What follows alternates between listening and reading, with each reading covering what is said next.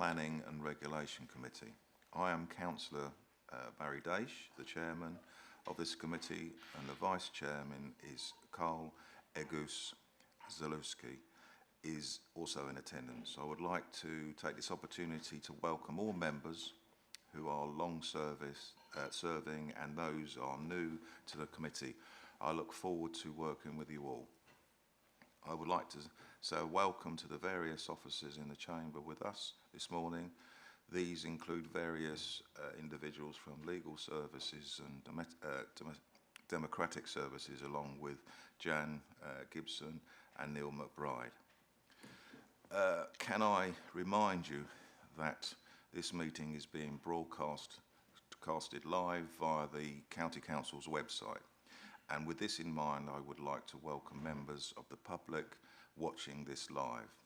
As the meeting is being streamed in the usual way, I would like to remind you that your comments will remain accessible online and can be reported by the media. I would like to begin with health and safety announcement. We have had our usual fire alarm test. There is no fire alarm planned this morning. In event of the fire alarm sounding, we need to leave the chamber, the council chamber, through the rear doors and the building through the reception into the front car park and wait there. Can I remind everyone to ensure their mobiles, laptops, iPads are on silent for the duration of this meeting. Also, I remind you that hearing loop is now activated. Requests to speak will be collated by my vice chairman. When invited to speak, you should press the button on your microphone and to make it live, and speak seated from your seat, then press again when you finish your contribution. We will now move on to the formal agenda. Good morning, Chairman. We have received apologies from Councillor Martin Hill, OBE, who's been replaced today by Councillor Tom Dyer. And we also received apologies from Councillor Gary Taylor, who's been replaced today by Lindsay Corey. Thank you. This is an opportunity for members to declare their pecuniary, which is basically money, or other interest to members who wish to declare any. Thank you. Thank you, Chairman. On item 4.4, under our traffic item agenda today, I'd like to note that I am the ward member and did request this to come to the committee. However, come into this, as always, with an open mind. Thank you. Thank you very much. Minutes from the previous meeting of the Planning and Regulation Committee held on the 10th of March 2025. We now move to item 3 to approve and sign the minutes of the last meeting held on the 10th of March 2025.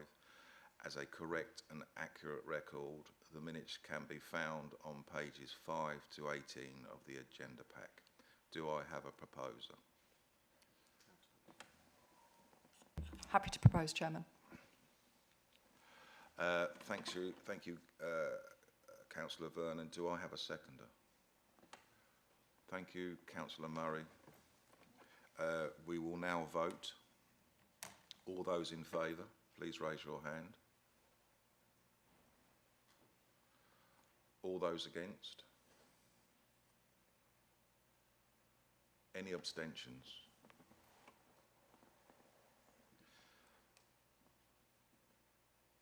Thank you. Those minutes are agreed. I will sign them at the end of this meeting. Just starting off with traffic items, we now move to the first part of the agenda, where the committee will consider the reports and objections to executive proposal for traffic regulation orders. The committee are making recommendations to the Executive Council for Highways and Transport as to whether such proposals should be approved, modified or withdrawn. These will be presented by Jan Gibson, Programme Lead for Minor Work and Traffic.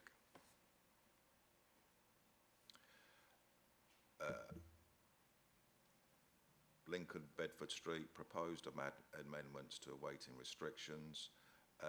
We move to the first report, 4.1, Lincoln, Bedford Street, proposed amendments to weight restrictions. Jam. Thank you, Chairman. So the first report today considers proposed weighting restriction amendments at Bedford Street. Next slide, please. Thank you. Permit parking bay extends along the southern side of Bedford Street, and it's been raised with us that parking in this bay sometimes causes obstruction to driveways which back onto this street from West Parade. So it's proposed that we introduce double yellow lines as shown in red in Appendix A, and we've received 8 objections to the scheme, mainly around the potential loss of parking for residents and permit holders, as it is already quite in short supply in this area.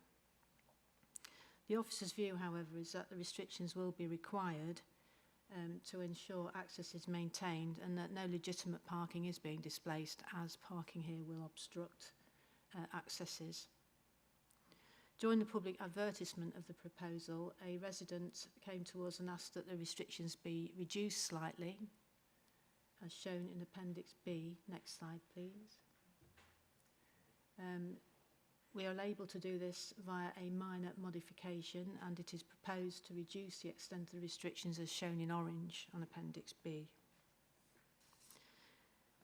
So the recommendation in this report is that the committee considers overruling the objections and supporting the minor modification, and makes a recommendation to the Executive Council for Highways and Transport that the scheme is approved as modified or withdrawn. Thank you.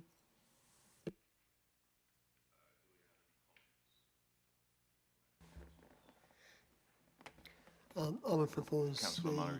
I would propose the scheme as presented. Thank you.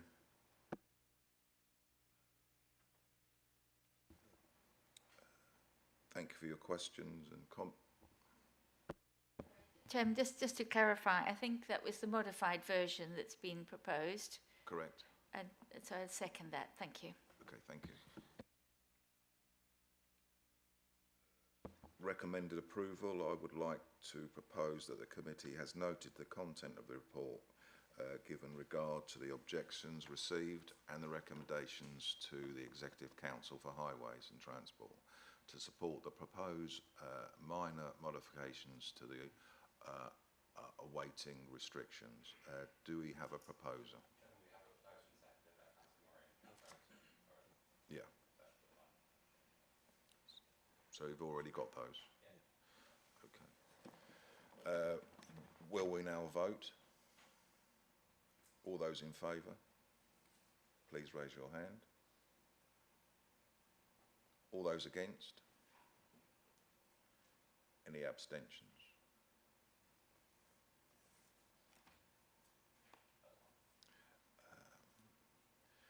We go to Lincoln, Ceil Street, proposed weighting restrictions. We move to the second report, 4.2, Lincoln, Ceil Street, proposed weighting restrictions. Jan? Thank you, Chairman. So, despite the presence of advisory white H-bar markings within the permit parking bays on Ceil Street, parking does take place so as to obstruct access to various private drives serving a number of residents. It's therefore proposed to introduce double yellow lines as shown in Appendix A in red. We've received one objection where a resident is concerned about loss of available parking in the street and the fact that the gaps created by these accesses are useful to drop off passengers, pick up or for delivery vehicles. The proposals will remove any ambiguity that currently exists as the permit parking bays run across the accesses, and this will assist in enforcement. It's therefore requested that the committee makes a recommendation that this scheme is approved, modified or withdrawn. Thank you. Do any members wish to comment?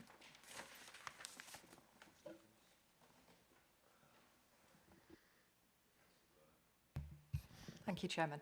I've read this report and also note the objection that we've received. However, I think the fact that there is ambiguity around enforcement means to me this should be approved, and I'm happy to propose that today. Thank you. Thank you. Is there any other questions?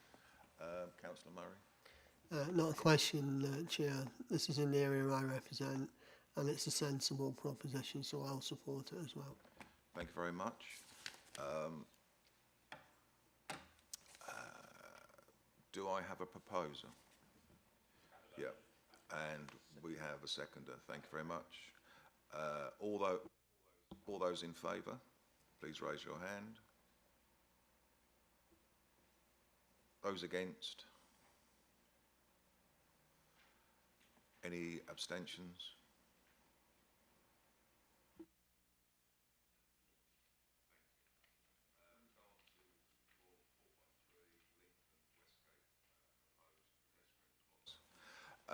I'll say that again. We move to the first report, 4.3, Lincoln Westgate proposed pedestrian crossing facility. Jan. Thank you, Chairman. Let's wait for the slides to come up. Thank you. So this is proposed pedestrian crossing facility, Westgate and Lincoln. Next slide, please. The proposed location is at this road hump. During very busy school start and finish times, pedestrians use this as an informal crossing point. Next slide, please. As shown in the photographs there. Confusion can result as to who has right of way between drivers and pedestrians, so a pedestrian crossing survey has been completed in the area. The score at 0.45 falls short of that required for a pedestrian refuge facility. However, in the policy, a refuge may be approved as the score lies within 10% of the score required. So this report requests, therefore, that the committee makes a recommendation that a bid for funding for a feasibility study and installation of a pedestrian refuge at this location is approved, modified or withdrawn. Thank you. Councillor Murray. Oh, sorry, Councillor Overton. Or Councillor Murray. Yeah. Sorry to monopolise this, Chair, but this is also in the area which I represent, so it's 3 in a row. That's never happened before. Again, as John says, at school dropping off and picking up times, this is very, very busy. It's right next to the castle, and I think it's a miracle that no one's been hurt there, because there's so many people driving and the kids are walking, and it's a bit of a nightmare, frankly. So I would propose that we accept the idea that John's come forward with. Councillor Overton. Thank you. I'm happy to second that. And I'd just like to ask a little bit of clarification about exactly what's intended for a refuge. You did say feasibility study, so we don't know yet exactly what's going to be. But what are the thoughts by refuge? You don't mean a crossing? Why not a crossing? Thank you. Thank you, Councillor Overton. The criteria have been met. Subject to approval for a pedestrian refuge, you would need a score of 0.8 for a zebra crossing here.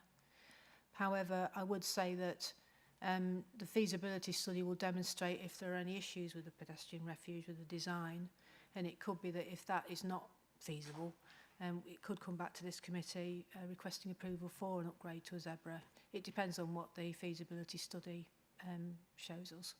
Thank you. That's perfect. Councillor Dyer.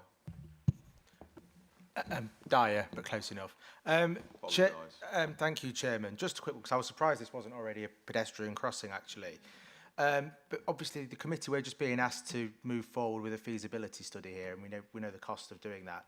What are the actual chances of getting something installed here? Are we certain of getting the funding to deliver this improvement? I think it's a good idea, and I'm happy to support it, but just curious as to know what are the chances that this will actually lead to something. Thank you. Well, there's no dedicated funding for these crossings, so what happens is it goes along with all the other schemes. A bid is put in for the funding for it to the large pot of money for these type of extra schemes. So difficult to predict, but generally they have in the past been funded. So I'm hopeful. Question? I can't read that. Corey. Thank you, Chairman. Thank you, Jan. Forgive me if I've missed it, but could you give us an idea of timescale? Forgive me if it's in the paper. Thank you, Councillor Corey. No, it's not in the paper. The timescale for me is quite urgent because there are proposals to resurface that area of the city in the next 12 months. So I would like to think that we could get any funding sorted out and include it as part of those works rather than have to revisit. So I'm hopeful, but again, very difficult to predict. Thank you. Do we have a proposer? Councillor Murray.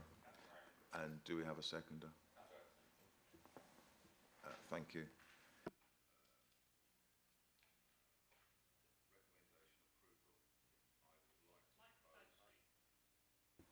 Hello?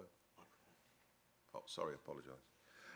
Recommend approval. I'd like to propose that the committee has noted the content of the report and the pedestrian crossing policy criteria, has considered the proposal and recommends to the Executive Council for Highways Transport that the proposed facility to be approved.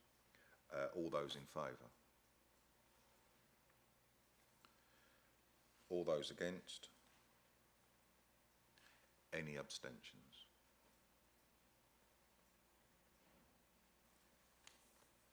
Thank you. We go on to 4.4, Little Bytham Creeton Road, proposed speed limit reduction. We have to move next, blah, blah, blah. Jean. Thank you, Chairman. So this report concerns a proposed speed limit reduction at this location. Next slide, please. On the section coloured yellow, where we're proposing a 30-mile-an-hour limit, there is a very well-used play area and it is a route to school, to the local school further north. Under the existing speed limit policy, we could introduce a 40-mile-an-hour limit at this location. However, given the presence of the facilities, we've carried out a speed survey and a mean speed of 36 miles per hour has been determined. This gives the opportunity for the scheme to be considered as a borderline case as outlined in the speed limit policy, whereby we can seek approval for that lower speed limit rather than the 40 mile an hour. The police have raised concerns, however, as the enforcement authority, they feel that a 40 mile an hour would be more appropriate for this stretch of road and would prefer to see that level of limit. The recommendation in the report is that the committee notes the borderline case for a 30 mile an hour limit as proposed and makes a recommendation to the Executive Council for Highways and Transport as to whether it should be approved, modified or withdrawn. Thank you. Do we have any comments? Councillor Vernon. Thank you, Chairman. As members may recall from my earlier statement under interest, this does fall under my division. And I think the key thing to note here is that there is a large woodland play area where children are encouraged to run freely and sort of without limitations with their parents. It's also situated on the outskirts of a village, which is a route to school. Now, whilst I do understand the police's viewpoint about sort of obviously there being the lack of emphasis on the area around the school by moving sort of the whole stretch to a 30, I do strongly believe that this should be considered and would welcome other members' views on that. I'm happy to propose if anybody else is happy to second. Thank you. Thank you. Is there a seconder? Councillor Overton. Happy to second. This kind of problem occurs many places and I can see how it's affecting this particular one. Thank you. Those in favour?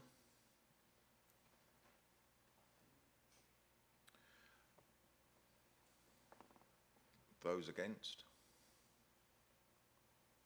Any abstentions?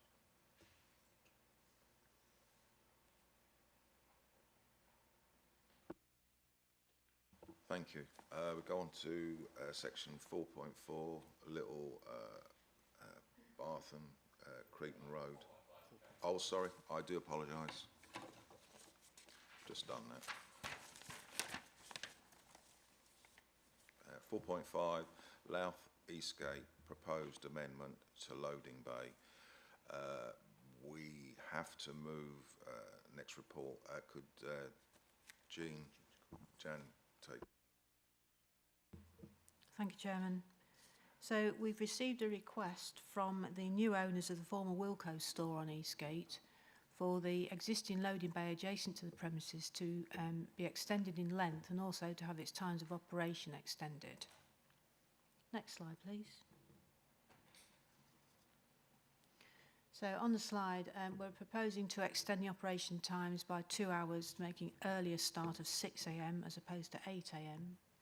And we also have proposed an extension to the bay at the western end by about 3 metres.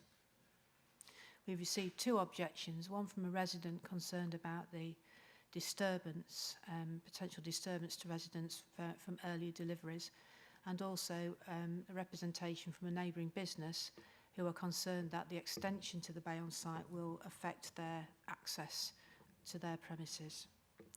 In terms of disturbance to residents, we recognise that there may be, on occasion, disturbance, but also that deliveries can take place at any time in any case, and that we do need to recognise the needs of businesses in this largely commercial area of the town. Concerns raised by the business, however, have been reviewed and are supported, and we are therefore recommending that a minor modification is approved to remove the bay extension from the order, and the committee is requested to consider the contents of the report and make a recommendation that the scheme is approved as modified or withdrawn. Thank you. Any questions? If we move on to a vote, but I will first of all recommend approval. I would like to propose that the committee notes the content of the report, has considered the objections received, and recommends to the Executive Councillor for Highways and Transport that the proposed order be approved. Could we have a vote, please? Seconder. Thank you. I'm happy to second that if no one else. Yeah, I'm happy to second that. And if I might, a question. The 6 a.m. start does seem quite early. Is that the same as other areas? How is that fixed? How does that compare? Is this particularly early? Thank you, Councillor Overton. Yes, it is early. Generally, 8 o'clock in the morning is the earliest time. But I think it's important that this large unit in Louth is filled, and therefore we've tried to accommodate the business's needs because their logistics dictate that their deliveries could start earlier than 8 o'clock. So we're hopeful that we can provide that for them. Thank you. Thank you. I'm just thinking sometimes lorries arrive early as well, waiting for the opportunity to start offloading. So it might actually be they arrive at 5:30, or, and wait with their engines running even. So I think, yeah, it does seem to me that 6 is quite early if it's in a very built-up area like that. Thank you.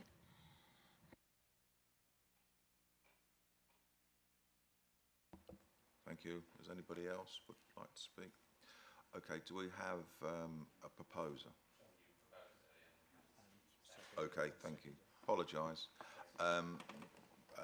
Voting, who are those in favour?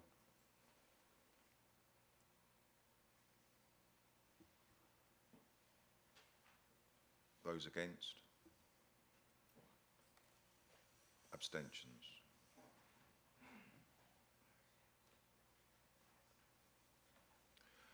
If we go on to 4.6, Metheringham, Princes Street, proposed waiting restrictions, we move to the next item. So if Jan. Thank you, Chairman. This report considers proposed restrictions on Princes Street. Next slide, please. Site visits have confirmed that on-street parking along the narrow section of Princes Street does result in traffic obstruction, and parking on the nearby junctions also reduces visibility. So we've proposed some full-time restrictions as shown in red in Appendix A and a part-time restriction as shown in blue. We've received 4 objections, largely around the negative impact on residents who don't have on-street parking facilities, who are concerned that having to park remotely from the property presents security issues for their vehicles. There's also concern that removal of on-street parking will encourage use of the route as a rat run and also allow traffic to speed up. The officer's view is that the restrictions are justified given the issues arising as a result of parking and that there is alternative parking nearby. Residents will be able to park during the evenings, overnight and on Sundays when the part-time restrictions do not apply. Given these points, it is recommended that the committee makes a recommendation to the executive member that the proposal is approved, modified or withdrawn. Thank you. Thank you. Have we got any questions?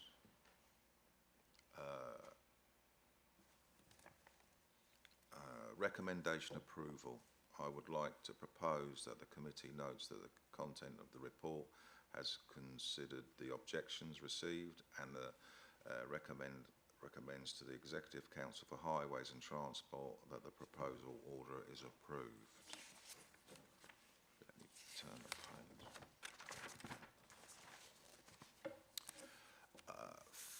Do I have a proposer? Thank you. And a seconder. Thank you. Yeah. Okay. Those in favour, please raise your hand. Those against? Any abstentions?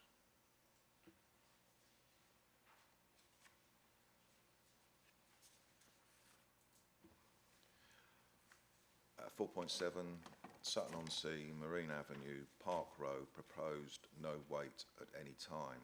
We move to the final traffic item, 4.7, Sutton-on-Sea, Marine Avenue, Park Road, proposed no wait at any time. Jan. Thank you, Chairman. Yes, proposed no waiting at any time at this junction. Next slide, please.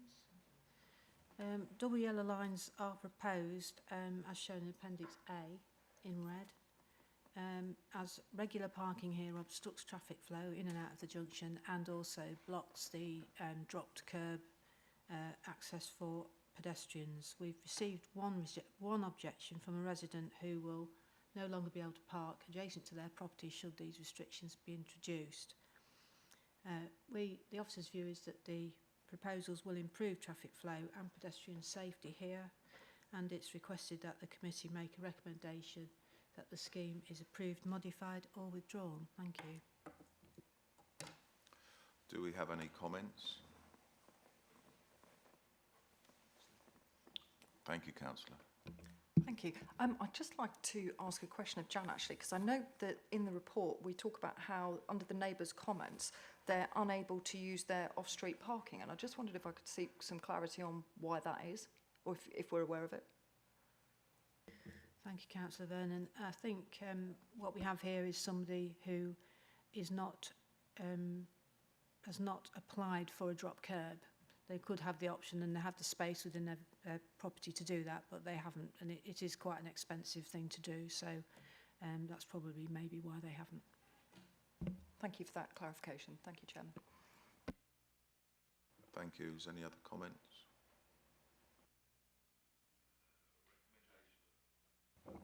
Recommended approval. I would like to propose that the committee notes the content of the report, has considered the objections received and recommendations to the Executive Council for Highways and Transport, that the proposed order to be approved. Can we have a proposer? I'm happy to second that, Chairman. Thank you. Yeah, thank you very much. Okay, all those in favour? All those against?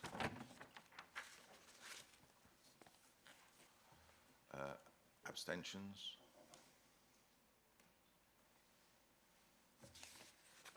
Thank you.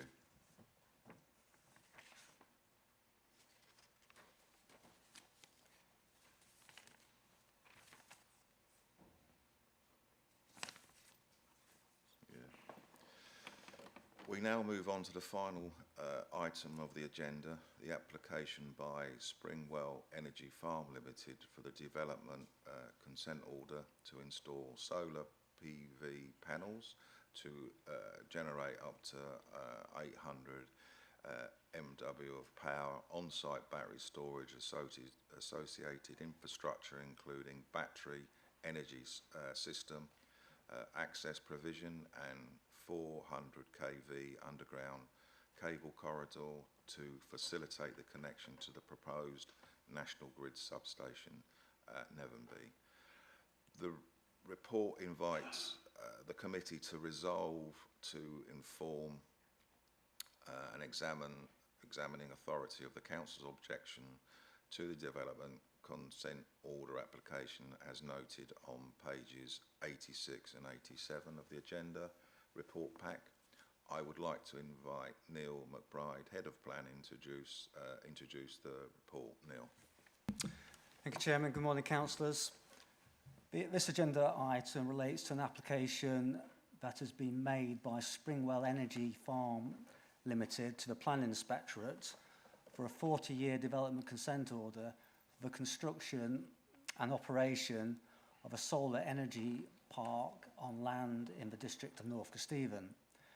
The council is a consultee in the DCO process and is required to provide its comments on the application to the examining authority appointed by the Secretary of State, who are following a 6-month examination to make a recommendation to the Secretary of State as to whether the development consent order should be granted or not. The council is not the determining authority for this application, that is the Secretary of State. At its meeting on the 10th of March 2025, the committee received and agreed the local impact report, which has now been submitted to the examination, which started in the middle of May.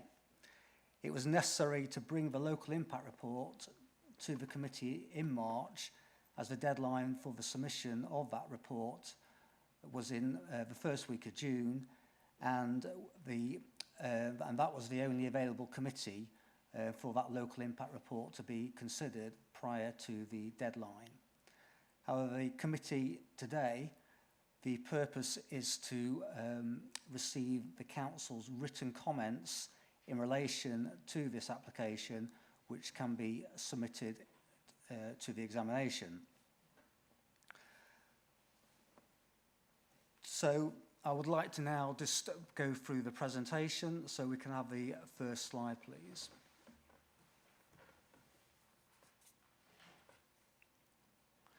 This first slide just shows the location of the application, which is the plan that is in your committee pack.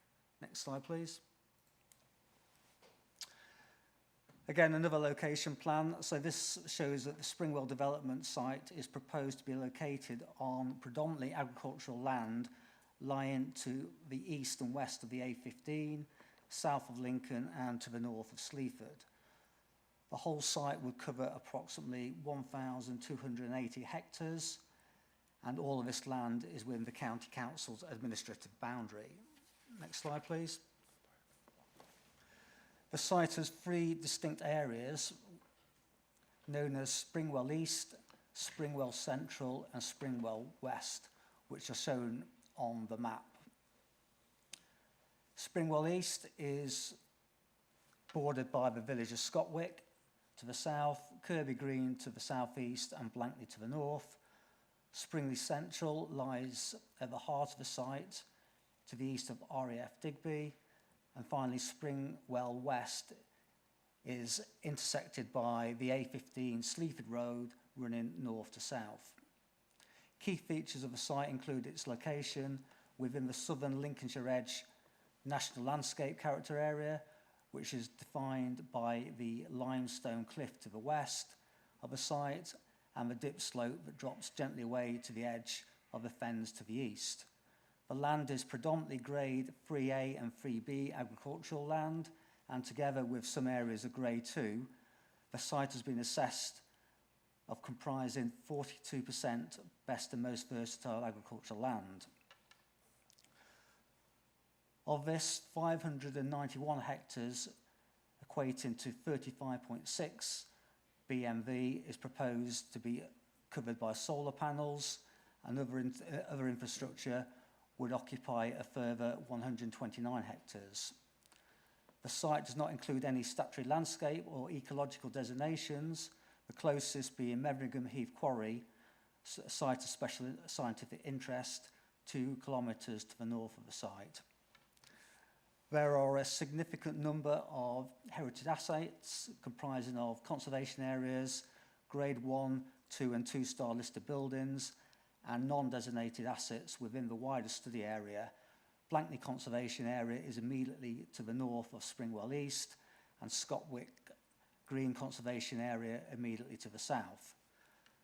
Most of the site area is in a mineral safeguarding area for limestone identified in the County Council's Lincolnshire Minerals and Waste Local Plan. There are also extensive public rights of way linking to surrounding settlements. Next slide, please.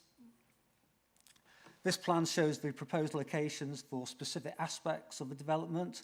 The development would consist of solar photovoltaic electricity generation areas, a substation, a battery energy storage facility, which is known as a BESS for short, a 400 kV cable routes corridor to connect the development to a proposed new national grid substation near Nathanby and other associated infrastructure.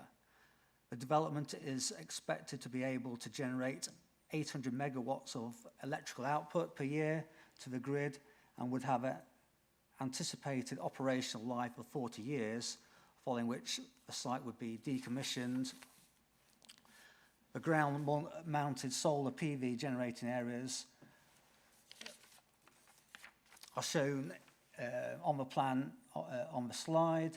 These areas would comprise of solar PV modules fixed to a mounting structure, 3 metres in height, except in areas of flood risk in parts of Springwell East, where they would be up to 3.5 metres in height. The posts would be secured into the ground to a depth of between 1.5 to 3 metres using driven screw-type piles or have concrete footings in some areas depending on ground conditions. Whilst dependent on the technology, the solar that will be available at the time, the application assumes that 1.5 million solar PV panels would be required in order to generate the 800 megawatts of capacity. Other infrastructure such as inverters combined with boxes, transformers and switchgear would also be required to manage the electricity generation by the solar panel modules in these areas, and also there would be compounds to manage the cabling. The light grey shaded area is the areas where the cables would be located to link the various areas where the electricity generation would take place. Next slide, please. This slide shows some typical examples of the solar photovoltaic modules and mounting structures, and some examples of additional infrastructure that would be needed, such as left to right, the switchgear, transformer and central inverter.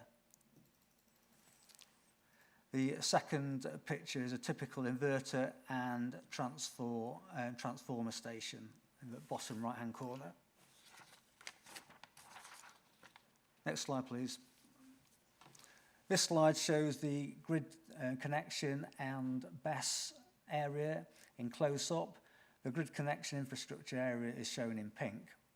The Springwell substation, which would include the main collector compound, which manages all the cabling, is shown in red and would have a footprint of approximately 8 hectares. The substation would be located adjacent to the BESS, shown in blue, and would have a footprint of approximately 12.5 hectares. The substation and BESS are illustrated on the drawing on the bottom right-hand side of the slide. The substation would facilitate export of the electricity generated to the national grid system. The BESS would store excess electricity in batteries and dispatch this to the grid when required, and typically comprises container-sized units that house the batteries and associated equipment. The BESS is designed to provide peak generation and grid balancing services. It is proposed to connect to the grid using a 400 kV underground cable corridor along a linear route to the west of the A15, which is shown pink on the plan, to a new national grid substation, which is proposed to be located on land north of Heath Lane at Navenby, approximately 1.4 kilometres from the village of Navenby. This is the area shown in grey in the top right-hand slide. The Navenby substation would be fully owned and operated by the National Grid Energy Transmission Operator, and that would be a separate proposal to the Springwell proposal. The substation does not form part of this application and would be subject to consent through an application under the Town and Country Planning Act regime to North Stephen District Council. This application has not yet been made to the District Council. Next slide, please. This slide just shows some examples of a BESS compound, what that would look like, and one that's currently under construction. Next slide, please. The plan on this slide shows the areas proposed for green infrastructure, which are in green, and the proposed habitat creation includes the creation of grassland, open fields and margins with wildflower, hedgerows and tree belts. The proposals would retain existing hedgerows, woodland ditches, ponds and field margins within the order limits, except for small breaks to create crossings for new access tracks, security fencing, cable routes and new access junctions.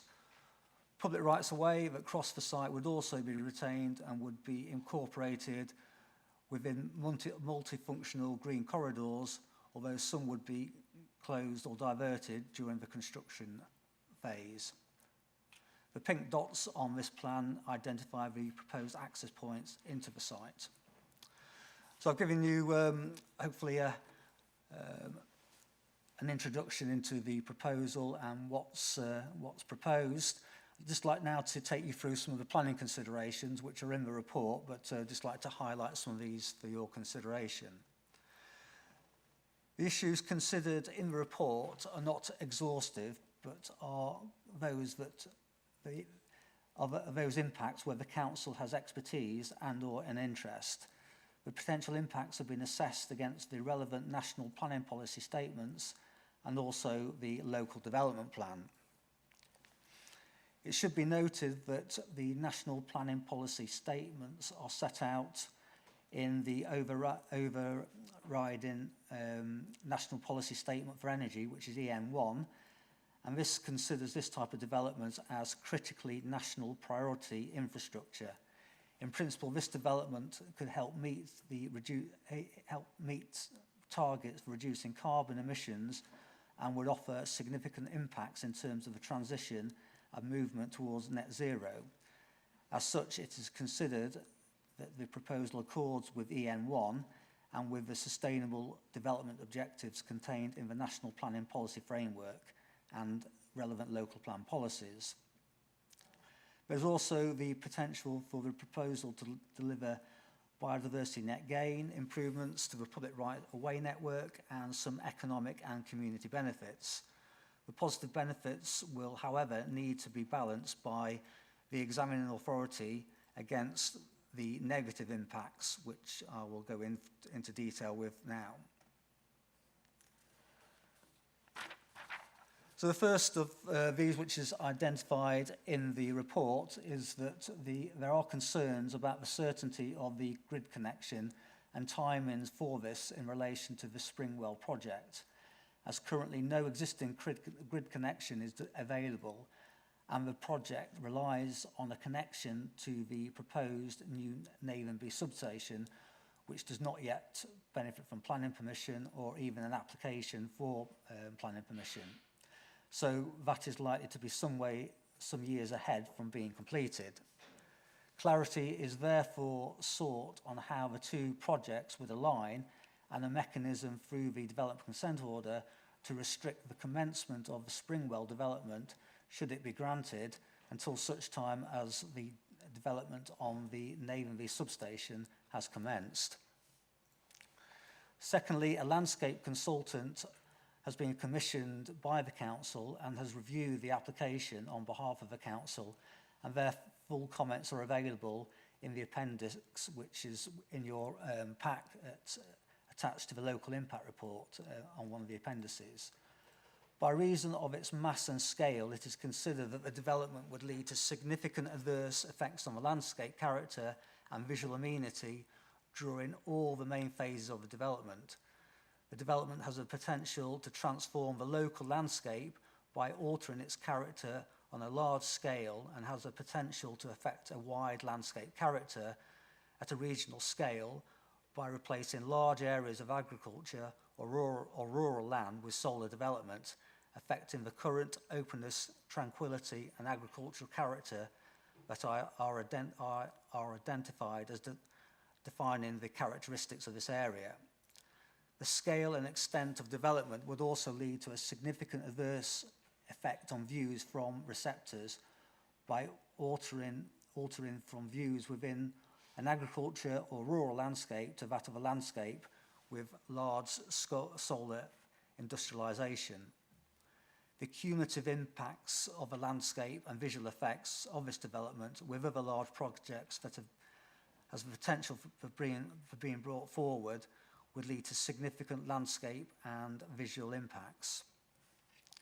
Secondly, the assessment of built heritage and setting lacks key details and evidence to support conclusions that, and without this information, it is not possible to fully understand the impact of the proposed development and harm to the significance of heritage assets, and at this stage is therefore considered to be contrary to the relevant policy in the Central Lincolnshire Local Plan, Policy S57. The level of archaeological investigation conducted so far is considered to be inadequate to assess the potential impacts on buried heritage assets. There is a real risk of encountering significant previously unknown remains. It is concluded that the proposed development would likely have a negative construction impact on heritage assets unless further evaluation and mitigation measures are implemented, and at this stage it is therefore considered to be contrary to Central Lincolnshire Local Plan Policy S57. Thirdly, in relation to agricultural issues, the Council has commissioned an agricultural consultant to review the application, and their report is also provided as an appendix to the local impact report, which is contained as an Appendix C to the committee papers. As has been seen with other large solar scale projects that have been promoted in Lincolnshire, there would be a loss of best and most versatile agricultural land, which is considered to be significant at district and county level, particularly when considered cumulatively with other large solar scale schemes in the wider area that have been granted or in the DCO process currently. 40% of the site has been assessed as BMV agricultural land. Of this, 35% would be under the solar PV panels. Other built infrastructure would take a further 129 hectares, 77 hectares of which would represent a permanent loss. Loss of BMV is contrary to national policy in the NPS EN1 and EN3 and Policy 67 of a Central Lincolnshire Local Plan. Whilst the loss of BMV land under the solar panels is considered to be temporary, 40 years is a long period of time. Productive farmland would be removed and be replaced with lower intensity grass-based systems. The loss of arable production is considered to be significant at a local level. And finally, there is concerns raised regarding the generation of waste and the cumulative impacts of this combined with other multiple large solar farms that are either now consented or planned in Lincolnshire. With no current facilities within the UK to recycle the panels, there is a growing concern for the County Council, not only considering it at the decommissioning stage, but also from the replacement of panels during the operational life, which is expected to be a failure rate of 0.5% of panels every year. So, Chairman, that concludes the presentation. The recommendation to the committee is as set out on page 86 of the report, that the committee resolves to inform the examination for the Springwell Development Consent Order in its written comments that the County Council objects to the application for the reasons set out on pages 86 and 87 of the report. Thank you, Neil. Very much appreciated. What I would like to do now is discuss what we've just heard, and Councillor Overton, could I have your comments, please? Thank you very much, Chairman. I need to declare an interest in this application, so I won't be voting. I think that will be okay to just no vote. Yeah, thank you very much for the legal support on that. I will just say a few comments while I'm here, though I might like to come back. The real problem that we've got here is the size and scale of these applications. They completely change the nature of our rural landscape. So we currently have attractive villages set in rural countryside. Putting industrial solar on good farmland for the rest of our lives, with us paying for it through our electricity bills to global companies, creating a drain of funds out of the country, is simply daft. When roofs lie vacant and car parks down the middle of railways, down the middle of motorways, the kinds of places they're using in other countries. So if this was really about renewable energy, I think the government would have started with a proposal that all commercial roofs have got to be covered in the next 5 years, that all new build has got to be energy efficient, and that there is sufficient incentives to create energy efficiency out of the buildings we've got in terms of retrofitting. That's why it's really hard not to be cynical about these proposals, but fundamentally they are very damaging to the landscape and the nature of our landscape. 40 years is our lifetime. How is the soil going to be when it's not been looked after for 40 years? I can't see that it's going to be in good condition. The idea of putting sheep underneath sometimes comes forward, not mentioned today, but just how many sheep can we eat? You know, if this land was only good for sheep, like the very thin grasslands of the uplands, then it would already have sheep. It's actually good land, some of the best in the country. And that's why Lincolnshire considers itself the breadbasket of the country. We provide more wheat here than anywhere else, and that's a staple for so many other foods. And also when it comes to the competitions, if you like, the national competitions, time and again, it's Lincolnshire that wins for the highest quality and the highest yields. This land has got to be protected in the long term. So that's why I'm pleased to see in our planning response, which I fully support here, the point about the best and most valuable agricultural land should be protected and is protected in our policies. Even land that's 3B is good. It grows good wheat. And if you stand in a field, you would not be able to see which wheat is growing on 3A and which wheat is growing on 3B. They all grow good crops. So even if it were poorer land than 3A, which is such an arbitrary division, it would still be important to our nation to keep this land as farmland, growing good food, which is what we need in the long term. It worries me the nature of the time scale of things. 40 years is an awful long time. What if we need some more food in 40 years and we've already handed it over to some global company, some global organization, and that's handed over for 40 years, 60 years? How long? If that's handed over, we are not going to be able to get it back. Even now, if the land is growing energy crops this year, next year that could come back to wheat if that was wanted. Tying it up and giving it away, putting it under foreign control for that length of time is seriously risky and damaging to our local communities. So I hope that the committee would like to support the view on this one. We have supported small-scale solar. We've supported it on roofs.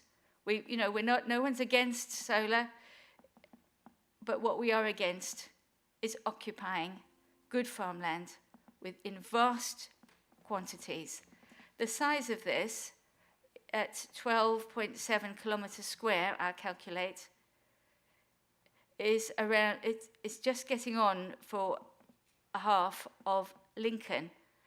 If you take all of the applications together, and I really strongly support the point about the cumulative impact is really hard if they all come in separately, how do we calculate the cumulative impact? But the cumulative impact is really significant.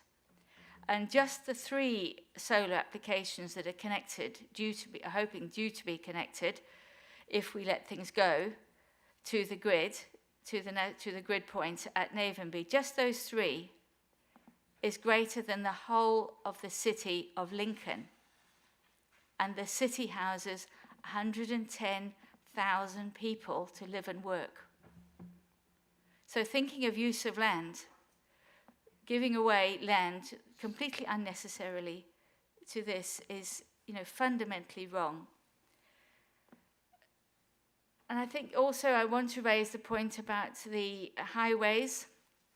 This is partly in my area, locally people are very concerned about the impact of highways, of the construction traffic, the repair traffic coming when they need to be recommissioned, and indeed, in the meantime, any traffic that needs to go along.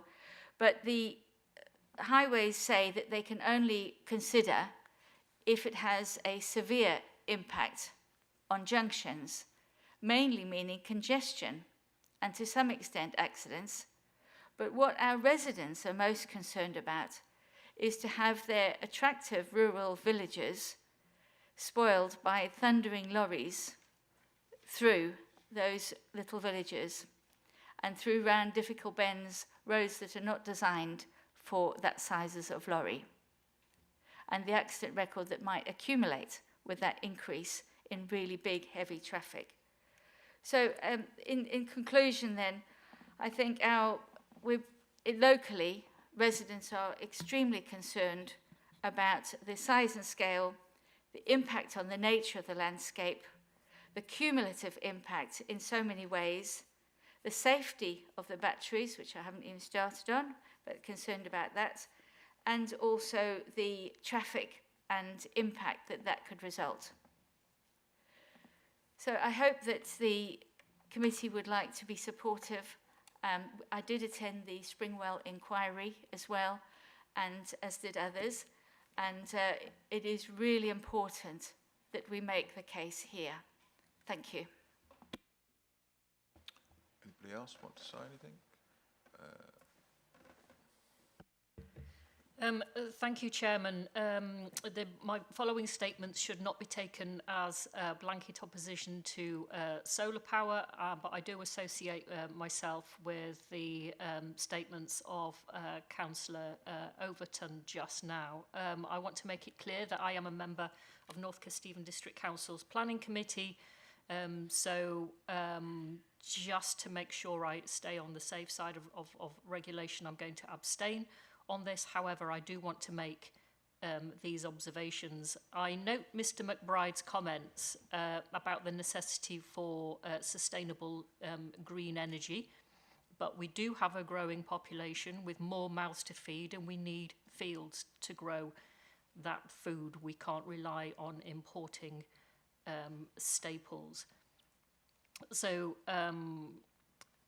I want to draw members' attention to my following concerns. Paragraphs 39 and 41 on pages 70 and 71.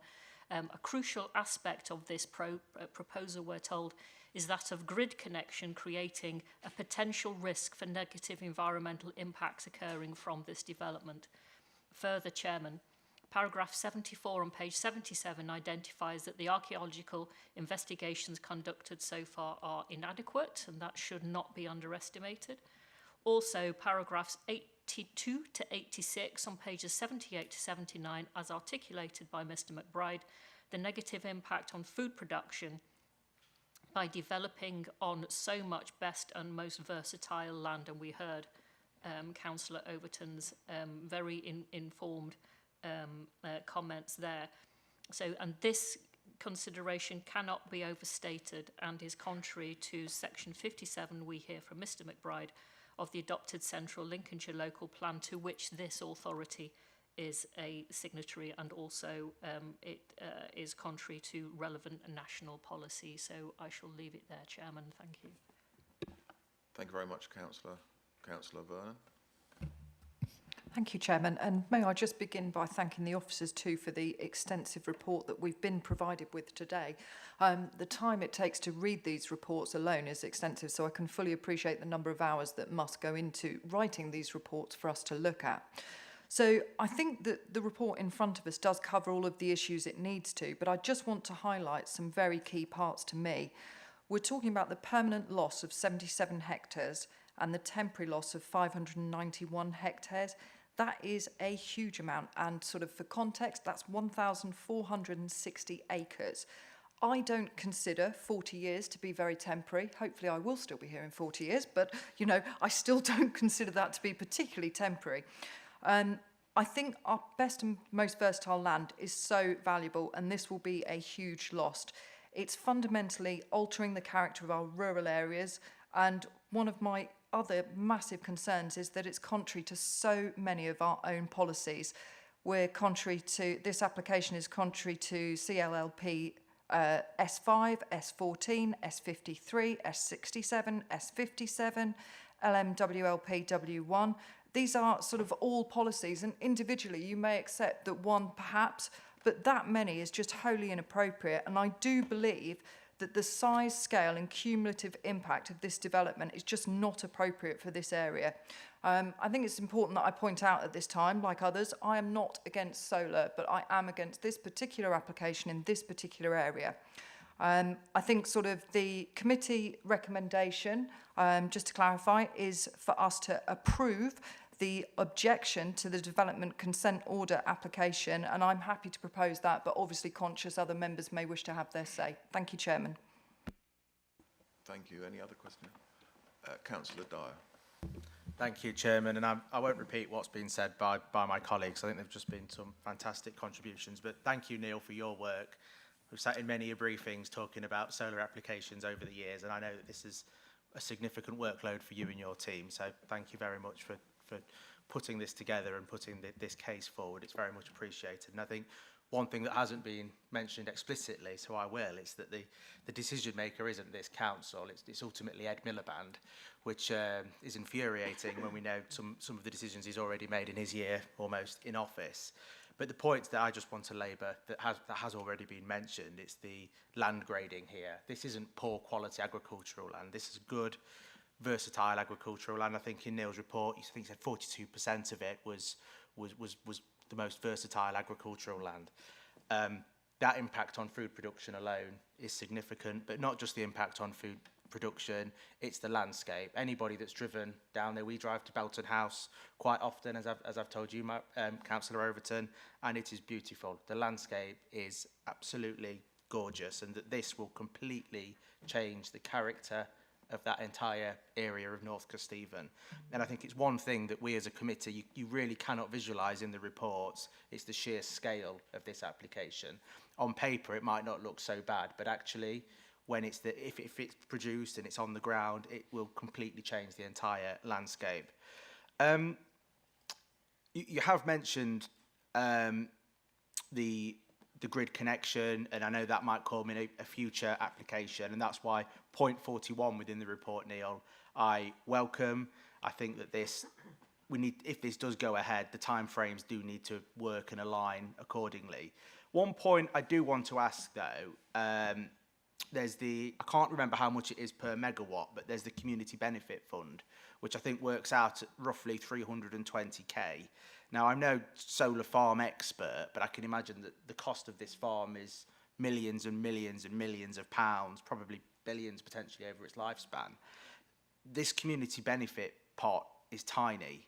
If this were to go ahead, what influence do we have as an authority to make sure that the community were to actually get a meaningful pot of money? Their landscape is being completely destroyed, and the pennies being thrown at them from the developer, quite frankly, I think it's insulting for the communities that are potentially going to be impacted by this. And finally, it's not even part of this application, but we don't quite realise the size of the substation. This isn't a tiny substation that you might see. This is going to be huge. It's going to be massive. So, Chairman, given the conclusions of the report, the adverse effect on the communities in and around this area, and how it will alter the character of this whole area moving forward for at least the next 40 years. And like Councillor Vernon, I do hope to be here in 40 years' time. I'm very happy to second the proposal here today, Chairman. Thank you. Thank you very much. Any other comments from anybody? Councillor Murray. Thank you, Chairman. I've thought about this very carefully. It affects me quite directly because I live in the area. And on balance, I've thought about it carefully. I think I would be in favour. And I know it's not popular, but sometimes when you tell the truth, you're not popular. And the thing is that Lincolnshire needs renewable energy. And at the moment, when we get electric bills, we're paying a lot of money for imported fossil fuel, and I guess a lot of it from Russia. We're relying on places like Russia, and it's not in their interest to provide us with renewables because they don't believe in it. They're using fossil fuels. So my view is that we need the infrastructure to dispute the renewable energy, and we need to look after our environment. Thank you. Slight change to the programme. A large majority of the committee are new. We have briefly looked at this. I've had it since Thursday, and I've gone through it. So what I would like to propose as a deferment to actually the proposal put forward, so that we defer it for 3 months, so that we can actually review everything. Hello. Yes, Chairman, the problem with that is that we are set by the timescale set by the examining authority. The deadline for our comments was due to be last week, but we've managed to, we didn't persuade the examining authority to give us an extension of time, but they did accept that if we could get our comments very shortly after the committee today, then they would still accept them within the examination. The problem is if we delay for that period of time, then the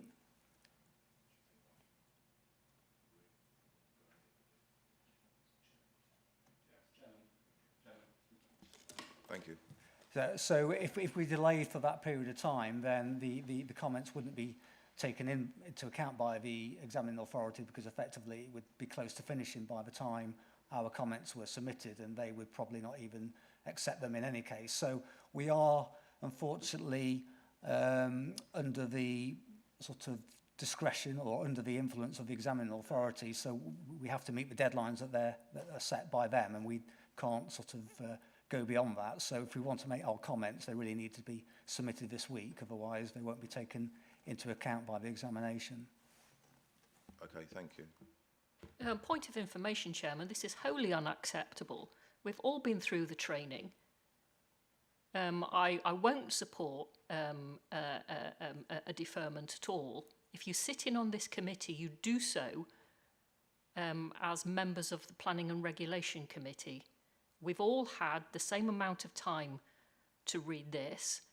When we took office, we did so accepting that we would read the papers and we'd come to committee meetings fully prepared. And I really expect that my colleagues sitting on Planning and Regulation, a really important committee, a really important business conducted by this authority, would do so fully informed and fully prepared. So I won't support that, Chairman. Thank you. Councillor Vernon. Chairman, I also too would not support that. Members always have the option to abstain from a vote if they don't feel that they have the necessary information to vote, although sort of, as we said, we've all had the information for the same period of time. Some of us have had the benefit of having information from previous meetings and whatnot, but this calendar appointment has been in our diaries for some time. Although the reading is extensive, I do think it's important we do all come to a meeting ready and able to make a decision. So I'm sorry, but I won't be supporting that proposal on this occasion, and I would ask for my proposal to accept the officer's recommendation to now be put. Thank you. Yeah, just Chairman, just to say, the technical point is the recommendation has been proposed and seconded already by the committee, so I think we should be voting upon that now, and if that falls, then that will be for you to put something else forward, but it's already been proposed and seconded, so I don't think constitutionally your proposal stacks up. Okay, thank you very much. So can we have a vote of hands, please, for the proposal?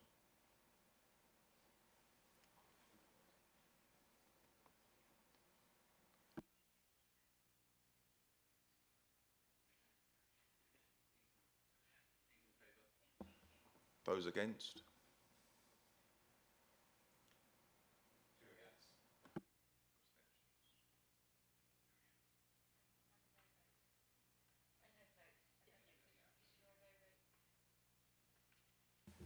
Thank you, Chairman. The recommendation to submit the comments is carried. Thank you.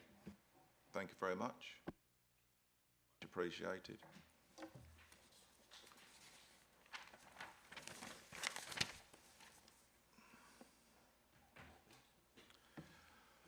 The end of the meeting.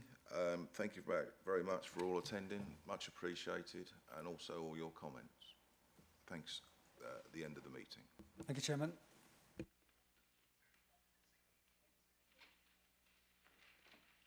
you.